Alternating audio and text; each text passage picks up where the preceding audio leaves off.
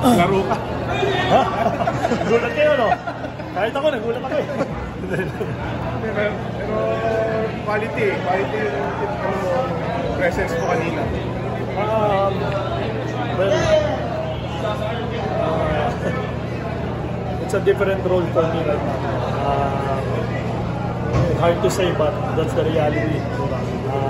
That's the role that ito na yung nanditong role ko sa team namin. So, as I always tell the coaching staff, especially coach team, I'm always ready.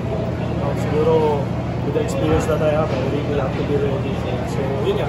Kanina, he asked me if I can go. Of course, I want to go. So, yun.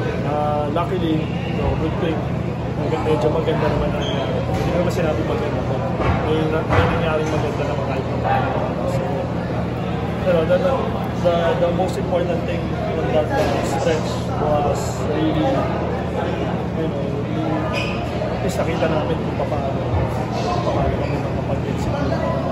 Ito naman importante, that's why I think coach put me is really because of the execution. I've known the system for so long. Gusto ko lang parati ako naman talaga. Again, it's a different role for me right now. That's my role. So be ready anytime. Maybe next time